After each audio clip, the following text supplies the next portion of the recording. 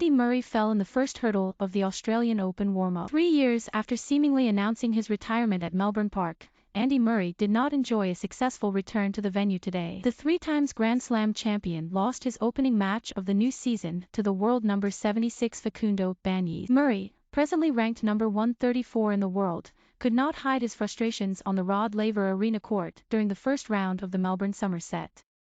He hit his racket against the courtside bench towards the end of a 6-3, 5-7, 6-3 defeat in 2 hours and 27 minutes. While there is no need for any panic so early in the year about Murray's prospects, there is no doubt that this is a blow to his Australian Open preparation. This was his only scheduled warm-up event, and he must now consider travelling elsewhere next week to Adelaide or Sydney for more competitive action before the start of the Grand Slam tournament in Melbourne on January 17. In the meantime, Murray will seek to improve his serve on the practice court after struggling with his ball toss. He was repeatedly put under pressure on his second serve by Bagnis, an Argentinian who is relatively unheralded at the age of 31 after only once reaching the third round of a Grand Slam event during his career. "It was a pleasure to play against Andy," Bagnis said. "To beat him is amazing. I am really happy. I enjoyed every point in the match." It is admittedly a triumph in itself for Murray, 34. To even step onto the court at Melbourne Park again. In 2019 he broke down in tears during a press conference and revealed his intention to retire at Wimbledon later that year because of a debilitating hip problem. However, a resurfacing operation,